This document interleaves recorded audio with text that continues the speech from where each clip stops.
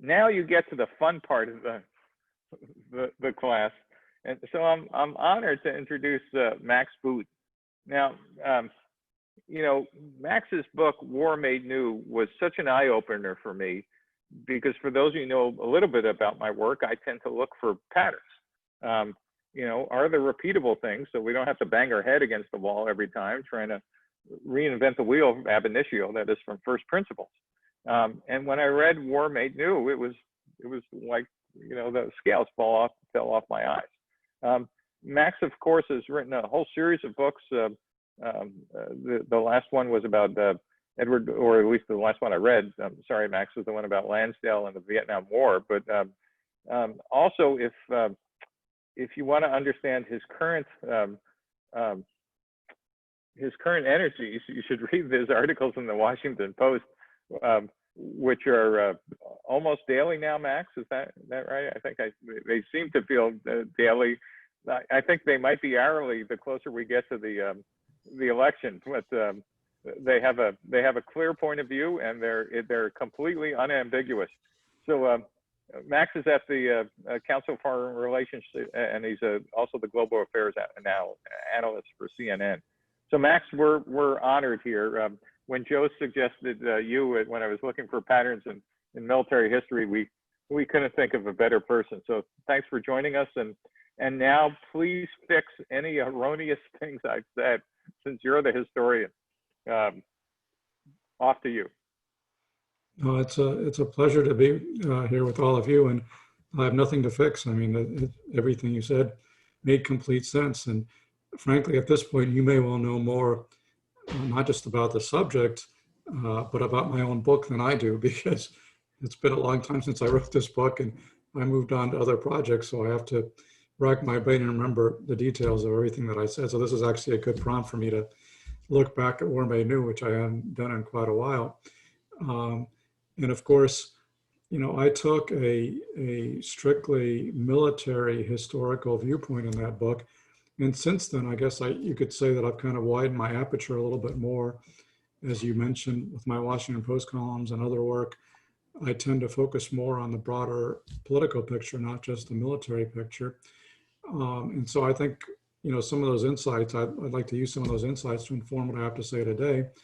I mean, in terms of, you know, what I said in the book, I think it stands up pretty well. I don't think anything has, you know, dramatically or fundamentally changed. The basic idea being that the nature of warfare, and I would actually expand it a little bit to say not just the nature of warfare, but the nature of global competition is really defined by, to a large extent, by technology and revolutions in technology, which have been occurring with greater and greater regularity over the last 500 years.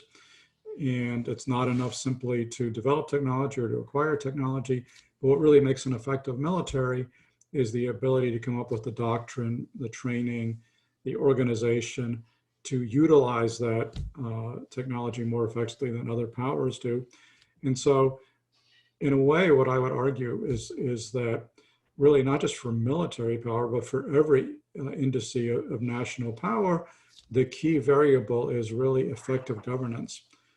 In countries that have effective governance can be powerful in multiple spheres, whether it's military, whether it's in economic, technological, what have you. They can harness the energies of society in ways that are productive and more so, and they'll be successful if they're better at doing that than other countries are. Now, there's a lot of room for concern here because you know, one of the obvious lessons that I draw from the history is that very few superpowers have stayed on top through a technological transition of the kind that we're seeing now with the information revolution. Typically, you know, you would have some power like the Ottoman Empire that did a great job early in the gunpowder revolution, but then they very quickly fade and they're completely superseded by the Industrial Revolution. And that's, you know, again, in the book, I really focused on military power, but that's also true in economics and everything else, because military power is really a reflection of the larger society. And so uh, in the long term, what I would argue is that what really determines the success or failure of countries is their ability to govern themselves, which, I think you can see multiple examples of that. And most often what leads to the decline and fall of great powers, it's less a matter of being murdered and more a matter of committing suicide. Whether it's the Roman Empire, the British Empire, the Soviet Empire, you can add up the examples, the Habsburg Empire, the Ottoman Empire. I mean, pretty much every empire that I talk about in this book, which went into a period of decline, did so because of bureaucratic inertia, because of sclerosis, because of a government that could no longer address the changing realities of the world, including, of course, technology, but other factors as well. They just could not keep up with other innovators. And of course, the most recent example being the collapse of the Soviet Union in 1991, in no small measure because they were left by the wayside by the American-led innovation and information technology and the ability of our capitalist system to harness new technology far more effectively than the socialist command and control system that they had. So, fast forward to today, what does this mean for us? Well, I mean, I would certainly second some of the concerns you just heard and that have been expressed by organizations like RAND and individuals like Chris Brose and others about the fact that we certainly can't take our military predominance in the information age for granted. In fact, there are a lot of signs that it's slipping away, that we could very easily lose a war with China if it's fought anytime soon, or at least China could impose such heavy costs on us that we would be likely to sue for terms, or more likely even not even get involved in a war in the first place. If, for example, China threatens the independence of Taiwan, are we going to be as bold as we have been in the past in defending Taiwan, given the shifting balance of power in the Western Pacific? I don't know, but clearly there should be some concern based on the fact that the essential building blocks of our military remain in many ways unchanged over 70 years. Even though the individual systems have gotten more capable, we still have a Navy built around aircraft carriers, an Army built around tanks and infantry, an Air Force built around short-range fighter aircraft, and some long-range bombers. As was suggested earlier, I have grave doubts about whether those are the systems that will enable America to be dominant militarily for another 70 years. But my even greater concern right now is not just about our waning military power, it's about the waning effectiveness of our government and our struggles to deal with national security crises, most of which we could not address with conventional military power, despite the $700 billion a year or so that we're actually spending on DoD. Most of that budget is actually superfluous to the major problems that we face. And just think about what are the 4 largest national security threats we face in the 21st century. Well, first one would be 9/11, followed by the wars in Afghanistan and Iraq. Second one, I would argue, would be the 2008-2009 recession and financial meltdown. Third one, I would argue, would be the Russian attack on our elections in 2016, which is being repeated as we speak, which was quite possibly the most influential covert action in history. And the fourth one, of course, is the coronavirus, which is why we're all talking to each other on Zoom and not in person, right? I mean, this is a crisis of a magnitude that somebody who has a background in military history, I could not imagine this. Now, to be sure, there's lots of epidemiologists and public health experts who warn that this could happen, but to me, this is just such an unimaginable catastrophe out of some science fiction movie. But think about these 4 crises that we've seen in the last 20 years, and think about how irrelevant traditional military power is in addressing most of them. Traditional military power has the most relevance for 9/11 and the wars in Afghanistan and Iraq, but even those wars, that was largely about nation building. It was largely about counterinsurgency. It wasn't about the kind of force-on-force engagements that our military is really built for, and that we last really fought in the Gulf War in 1991. So some utility for military power there, although not traditional military, the kind of traditional heavy ground pounders, and all of our stealth aircraft and aircraft carriers are almost entirely useless in fighting these insurgents in places like Iraq and Afghanistan. And then, of course, the other three crises that I alluded to, the financial crash of 2008, the Russian attacks on our elections in 2016, and today the coronavirus, absolutely no connection to the military. I mean, there's a few military assets like, hospital ships and stuff that have been used this year, but almost nothing to do with our military assets. And yet, those are the crises that have placed American security at the greatest risk in the last 20 years. Imagine what would have happened if our financial system had collapsed in 2008, 2009, or look at what we're seeing now. We've, just this year, we have lost 200,000 Americans. That's more than the combined casualty toll from every single war we have fought since 1945. That's more than Korea, Vietnam, Gulf War, Iraq, Afghanistan, all those combined. We've lost more people just from the coronavirus, an enemy for which we were simply, conceptually unprepared, just as we were conceptually unprepared for the operation carried out by Al-Qaeda terrorists, hijacking civilian airliners and turning them into weapons of mass destruction on 9/11.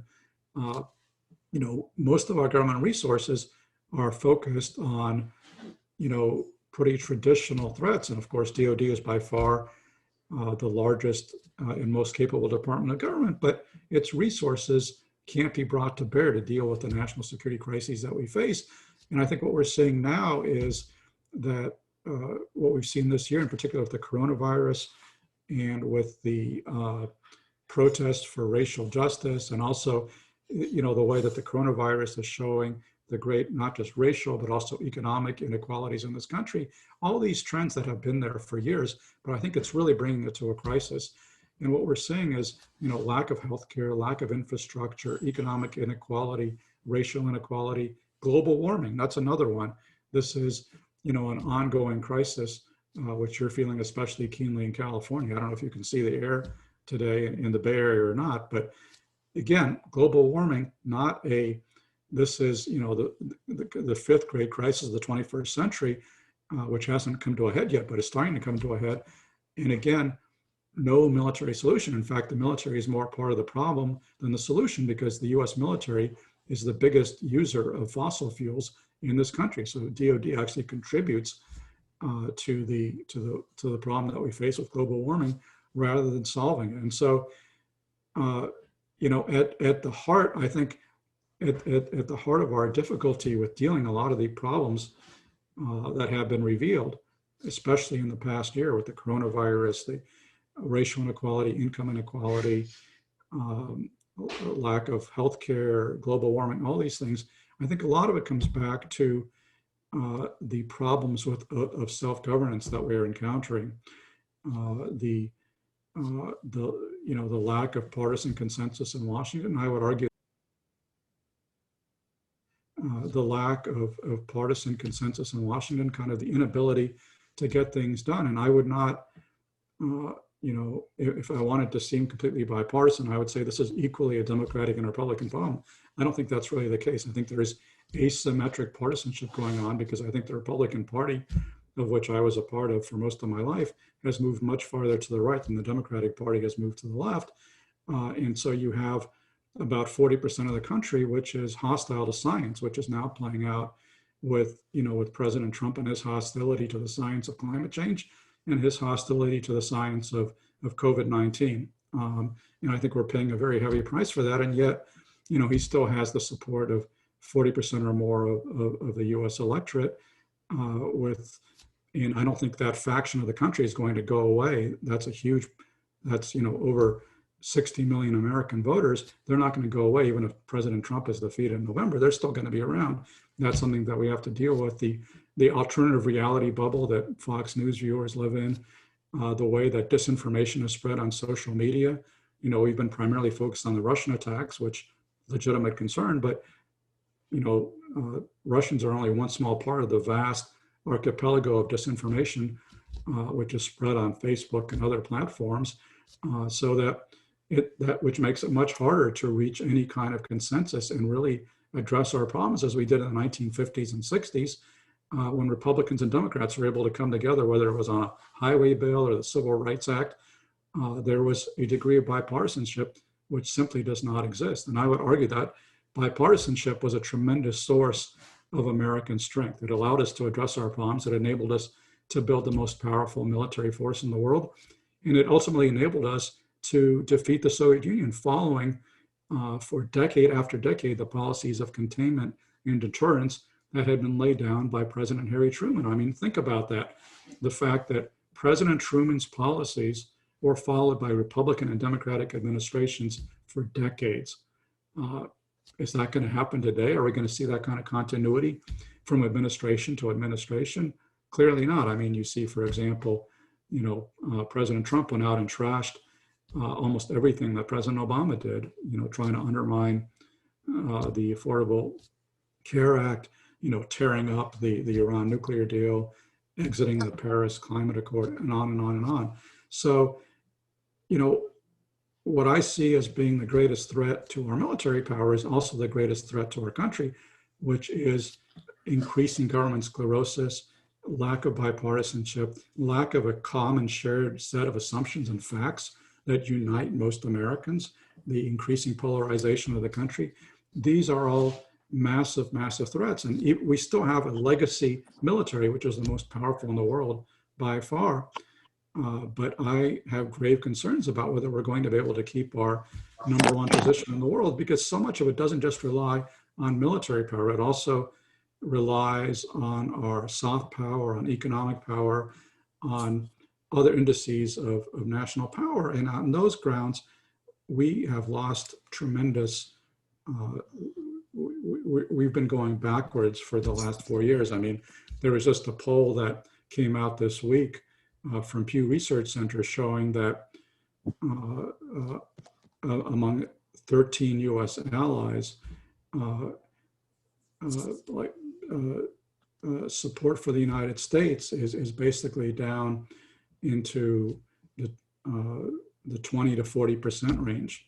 We've lost the support of our allies because we've undermined the global system that America helped to build in the 1940s. And that's been one of the greatest force multipliers for us, not just our military power, but the fact that we have shared goals and ideals and objectives and cooperate with our fellow democracies around the world. And that's being lost.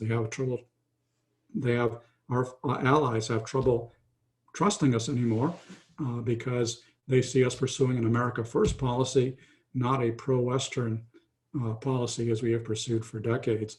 And frankly, also because they think that we're incompetent. I mean, look at the hash that we made of the coronavirus, where we have more deaths and infections than any other country in the world.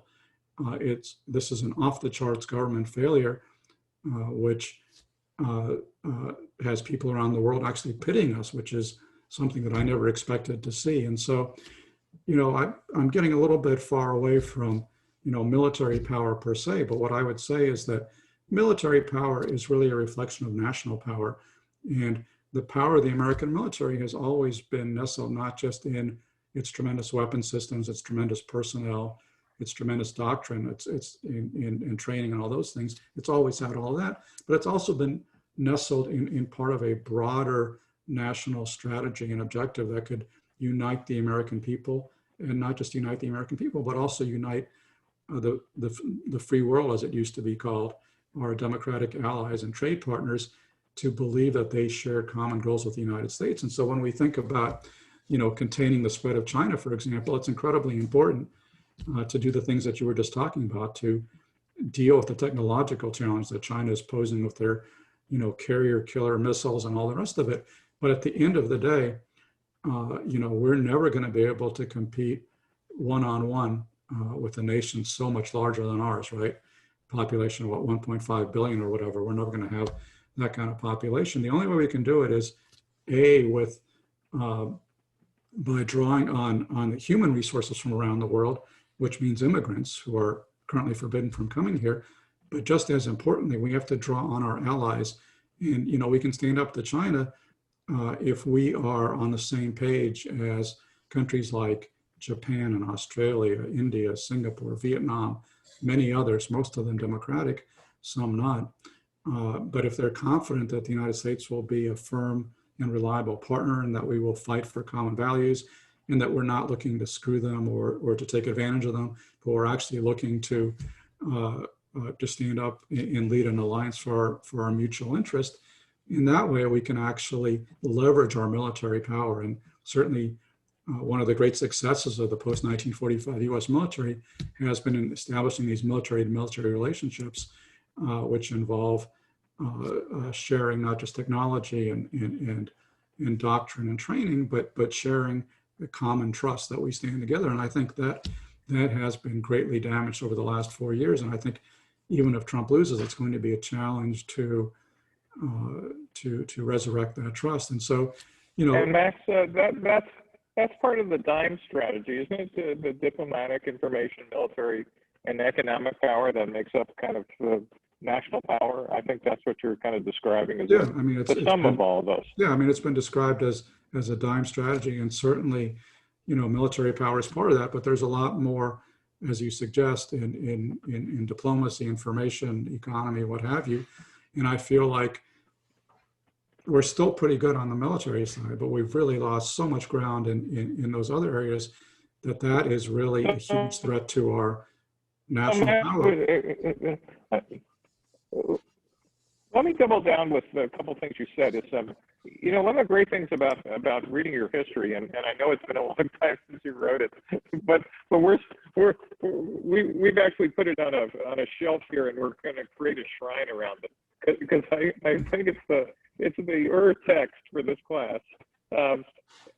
One of the things implicit and sometimes explicit in those chapters you wrote was the role of leadership. And I know you've been explicitly talking about Trump here, but I want to take it to a broader area about what was it about leadership? Was there an individual? Was it the king, or was it, von Manstein, or was it Bismarck, or what was it or was it a national culture at the time that made these countries stand out? Do you have an opinion? I mean, it's hard to generalize. I would say to some extent it's a national culture, which then produced, individuals of genius who were a product of that culture, but also, in many ways, far above the common run of people. But obviously, they came out of that culture. So let me brainstorm with you for a second, if I can. I mean, since I got you, I want to just try this on you. So in Silicon Valley, we have a culture of innovation. You're allowed to do crazy things here. And in fact, one of the things I remind foreign visitors is we have a special word for a failed entrepreneur here. Max, you know what it's called? Experienced. That is, failure here means like your friends take you out to coffee, and instead of asking you are you going to change your name or run out of town, the first thing they say is, so what's your next startup? Truly, and trust me, from somebody who's cratered a couple of them, that is actually what happens. But outside of Silicon Valley, that is outside of innovation cultures, failure means failure. And so I'm just wondering is that inside organizations where failure is treated as like a gotcha game, and certainly in front of Congress, that like it's a game of kind of, oh, I caught you, or this was an overrun, or this was a bad idea. It kind of diminishes, creates a culture of not taking risks and diminishes risk taking. And it seems to be that countries who manage to allow people to take risks, and I guess mostly during wartime or in crisis, where we kind of will throw a ton of, excuse the expression, shit against the wall, and knowing that most of them will fail. That's actually how venture capitalists run a portfolio out here. That is, the thing that blew my mind once I understood how venture finance works is venture capitalists understand that most of their companies are going to fail. Wow. Can you imagine a bank doing that? Well, nowadays, I guess you can, but mostly, imagine the military going to Congress and saying, well, most of our new programs are going to fail, but the ones that will win the war. Well, politically, that's unsustainable in a culture that Does that make sense at all? Is that a possible kind of impediment, and maybe way you do win is if you could create a culture where failure and experimentation and risk-taking is rewarded?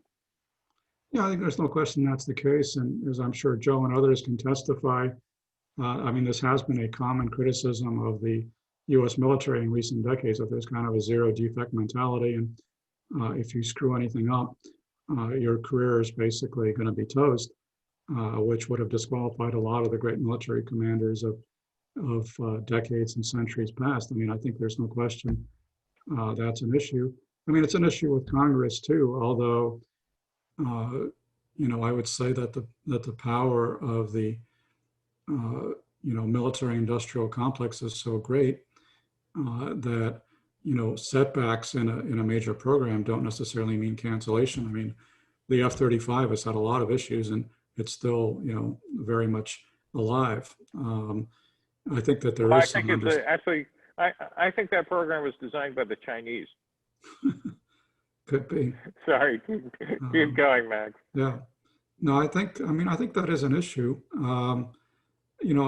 I will say that, just in terms of Silicon Valley and national power, I do think that Silicon Valley, by which I guess we mean the technology industry as a whole, is obviously one of America's vast advantages. And, our ability to innovate and produce these hugely successful companies and do all these things, I think that is one of our great assets, along, with the military. And I would say even more than the equipment in the military, the tremendous training and morale and discipline of folks in the military. Those are certainly two of the key American advantages, which I think have stood up pretty well. But and the problem is that, I would say that that the federal government is such a huge mess, and so we will see, how long these advantages can survive the problems of the federal government, because they're not. Nobody can be immune from what's going on in Washington. I mean, for example, look at the way Silicon Valley has depended on huge numbers of immigrants to be innovators and entrepreneurs.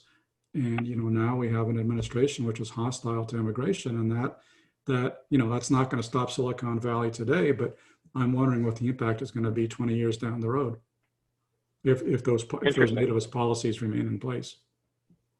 Interesting. Max, do you mind if we kind of transition into some questions from students? I saw some great ones. And Joe, does that make sense to you? Yeah, absolutely. Max, thanks so much. We've got, and I sent around another chat. We'll go to the top of the hour if you don't mind staying a little bit later, Max. Great. And so the first question, Joe, I think Phil Stifel had a question, and Phil, I'm gonna paraphrase this question, or do you want to ask it yourself? Phil, are you online? Well, so I'm going to read Phil's questions because I thought it was a pretty good one, Max. It said, since the Cold War, Russia was at a significant manpower and defense funding disadvantage to the U.S., but they managed to kind of almost, when we weren't looking, efficiently modernize their both strategic and tactical weapons at what appears to be relatively low cost, and maintain strategic deterrence to the U.S. Do you see, like, as China continues to outpace us in GDP growth, do you see us kind of being forced to turn into what Russia did to do the same, to kind of rearm? Can we learn something from, the Russians in the last 15 years? Or did they just kind of hide how much they're spending, I guess? Well, I'm not sure what the capabilities are of the conventional Russian military. I mean, they've had some quasi-mercenary forces in places like Syria and Libya, but that's not a real war from their standpoint.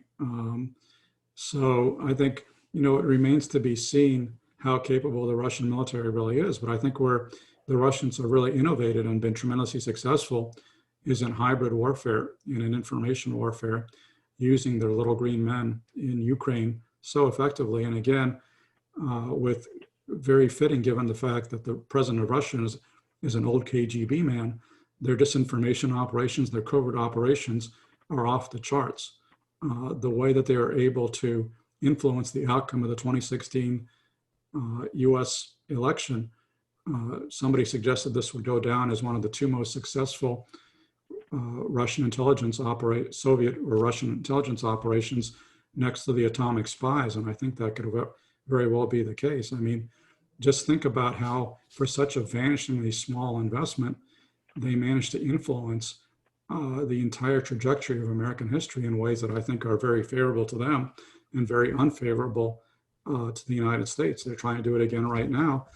That's something that we might be able to learn from and think about how do we operationalize that and use those same kind of tactics. But the problem is it's much harder to use their tactics against them or against the Chinese because, of course, they're closed societies where they censor the internet and they keep a close grip on information. And they took advantage of the fact that we're an open society with this vast open social media and fairly lax computer security. And so they could launch this very effective strike to influence our politics. So I would say the Russians have actually been much more innovators in that sphere than in conventional military operations, although there's no question that Putin has to some extent rebuilt the decrepit capacities of, well, I want to call it the Red Army. I guess it's not the Red Army anymore, the Russian army these days. And for those of you, so Max, interesting that Max, you were born in Moscow, right, and came over as Southern Communist. Just a point on his bio of interest. I was. So Max, what you made me think though is for the first time the U.S. might want to think of itself and think of its strategies as that of a challenger rather than. I mean, that was the high order bit I just kind of took from what you said is that Russia was acting like they needed asymmetry with little green men and information warfare, but they were acting as someone who couldn't match us one for one. They basically did a state version of what Al Qaeda did to us and ISIS did to us. Kind of interesting. There's a question from Janani and Mohan. I think I just butchered your name. Do you want to ask it directly, or you want me to read it? Are you on the line? I can ask it. Yeah, thank you so much for answering our questions. Really appreciate it. My question had to do with, I know you've advised so many different political campaigns. So I was wondering if you've seen like a security focus shift between McCain's, Romney's, and Rubio's campaigns, because something we were talking about on Tuesday was about how the US started the century by focusing on terrorism and now has shifted more into China and Russia. So I was wondering if that was reflected with the work you did. Well, I'm only sorry I didn't advise the Trump campaign because, as you'll note from my previous experience, I have a perfect record of failure on presidential campaigns, having worked for McCain, Romney, and Rubio. So maybe I could have tanked Trump too before he got into office, but didn't work out. Has there been a change of focus? I mean, for sure, but really reflecting on the issues of the moment. I mean, in 2008, a lot of the discussion was with, Senator McCain's support for the invasion of Iraq and the surge in Iraq and how to deal with Russian aggression. That was the year of the Russian invasion of Georgia. Big issues, but ultimately it was all kind of washed away by the financial crash, which began in the fall, and that became the dominant issue. And so we talked a lot about foreign policy in that campaign, but we couldn't get it front and center with the voters because obviously pocketbook issues trumped all of that. And in 2012 with Romney, he really wasn't that interested in talking so much about foreign policy because that wasn't his background. So we didn't focus on it that heavily. You remember the one remark that Romney made that anybody remembered about foreign policy was where, I forget exactly how he put it, but basically saying that Russia is our greatest threat. And, Obama laughed at him for that and said, the 1980s called, they want their foreign policy back, or whatever the line was. I'm not remembering the exact words, but the basic people kind of scoffed at Romney for pointing out that, for highlighting Russia as our major threat and not scoffing so much anymore because Russia has become such a greater threat more recently. And of course, in 2016, Rubio, talking a lot about the war on ISIS. That was the issue of the moment. We were crafting strategies for how to deal with ISIS. And again, all this stuff kind of went by the wayside. And really, frankly, the experience of 2016 almost made me question whether so much of what campaigns do makes any sense, because, we, like most normal campaigns on the Rubio team, we had this elaborate structure of advisors and teams and position papers and policy papers. Trump didn't have any of that. He just said, hey, I'm going to bomb the shit out of them and I'm going to torture them. And I'm going to take the oil. And actually, that turned out to be a more successful message with the voters than all of the kind of nuanced and sophisticated pronouncements that we were trying to put out. Now, I will say that I do think having a real foreign policy apparatus is very helpful during a campaign, because if you win, you actually have to govern. And that's something that Trump never thought would happen. And so he never bothered to think about governing. And so no wonder one of the reasons why this has been such a catastrophic administration is he didn't bother to prepare for it. So I think it does make sense for any legitimate campaign to focus on foreign policy and prepare for actually taking power. But in terms of what matters with voters, I've seen very little evidence that foreign policy matters to voters, except when we're losing a lot of troops in combat as we were in Iraq. But even then, in 2004, President Bush managed to win re-election, even though the Iraq War was not going very well. So, this has been kind of a chastening experience for a foreign policy wonk like me to realize how low most of the stuff that I focus on actually ranks in the list of voter priorities. Well, that's a wake-up call, Max. So, Amanda Levo had a question, which is a perfect segue. Amanda, do you want to ask your question about, focusing on the wrong things? Yeah, sure. I think it was a really good connection to kind of what you were talking about earlier, Steve, about like the slow adoption, or like there's an inertia to change. And it sounds like we're focusing on this specific set of like technology and how do we adopt these new technologies and get people within DoD to be on board with like picking up these things. But it almost seems like, based on kind of what you've been talking about, Max, that some of the other things that you were discussing are the other ways that the US is losing power, so economically and with our allies and in just those different areas. And I was just wondering, I guess in general, a philosophical question about the course is like, are we like kind of almost focusing on the wrong things with like delving more into this specific part of like how our military can adopt new technologies? No, I don't think so Max, just so you know, it's week 2 and our students are already telling us we're teaching them the wrong. Well, clearly you have the right students, because they are questioning authority as they should. But no, I mean, I would not say you're focusing on the wrong things. Just as like, somebody who's focusing on healthcare could say, how come I'm not focusing on racial justice, or how come I'm not focusing on global warming, or how come I'm not focusing on, military power or technology or economics. I mean, all those things are important. Just because you're focusing on one, there's nothing wrong with that. There's a lot to be said for actually going in depth on one topic. But what I'm trying to do basically is to place the topic that you're focusing on in the broader context, and to suggest that, as you realize, of course, that military power is just one instrument of national power. And my argument here today, really, if there's one overarching argument that I would leave you with, is yes, we do need to innovate militarily and technologically to stay ahead of competitors, especially China, which is at the moment really eating our lunch in the Western Pacific, I would say. But I think we also need to innovate in other areas, including healthcare, including racial justice, including income inequality, including dealing with global warming, including dealing with our collapsing infrastructure. I mean, both parties actually agree that we got to spend a lot of money to upgrade our infrastructure, and we haven't done that. It's going to be very hard to do that when another issue that we have to deal with, of course, is we haven't even mentioned is our debt. The fact that our debt is going to be the same level as our GDP very soon.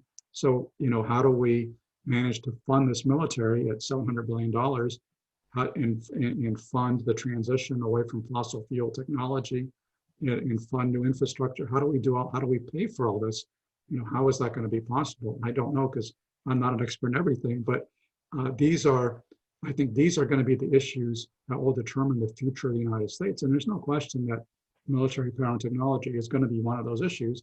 I'm just saying that there's a whole bunch of other issues. And I think I'm really speaking based on the trajectory of my own life, because, you know, when I wrote this book in 2006, I was really focused pretty exclusively on military power.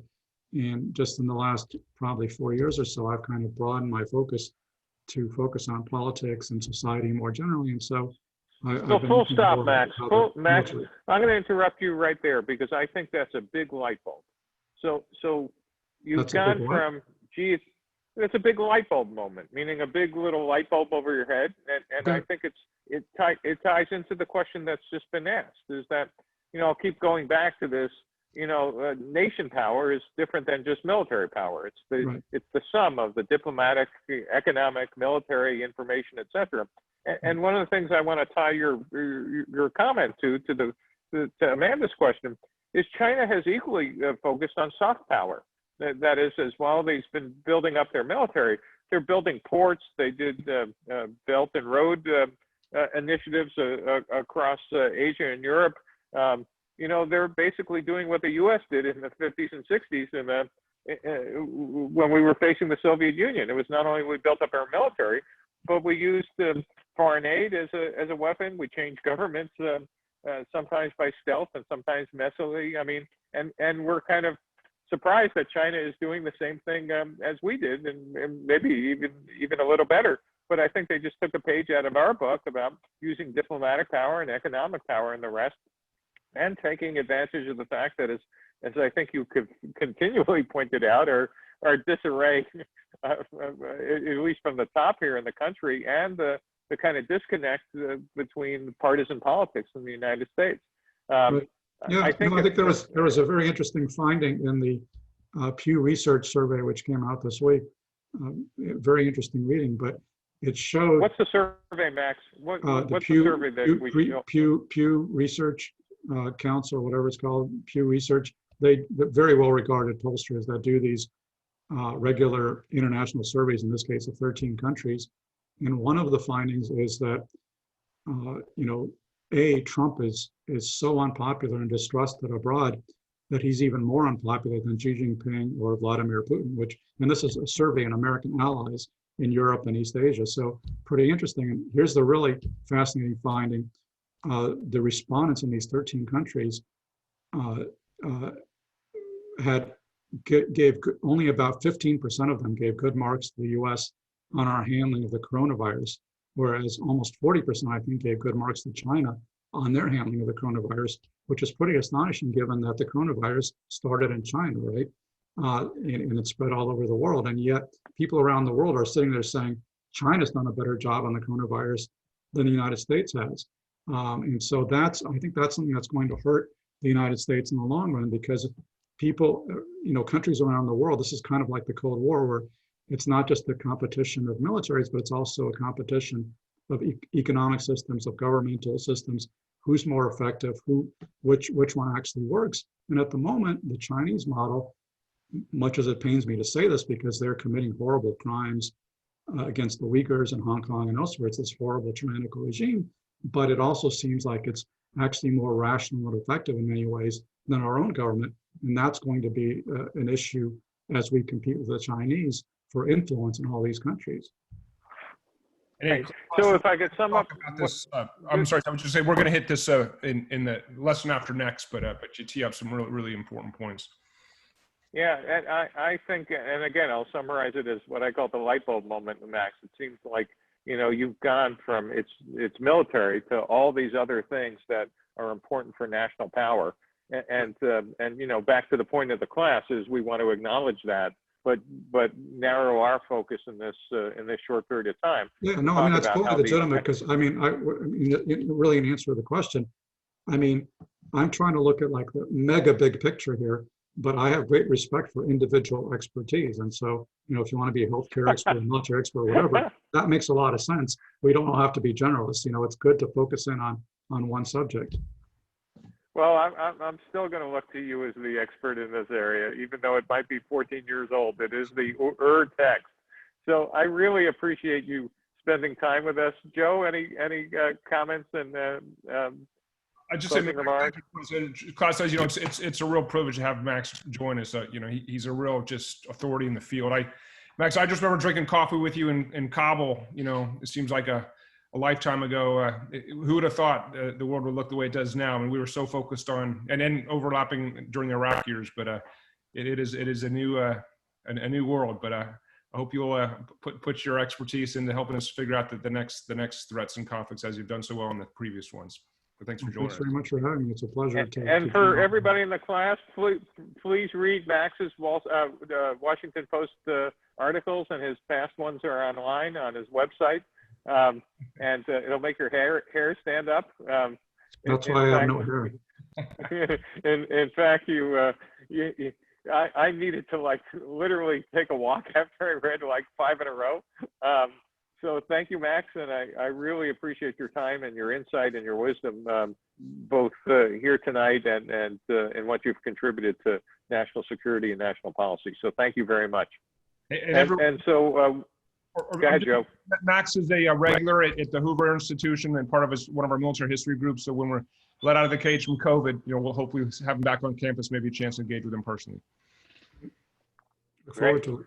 Joe, are we done? I think we are set. Max just wanted to see him off effectively, and we'll do a little house cleaning after that.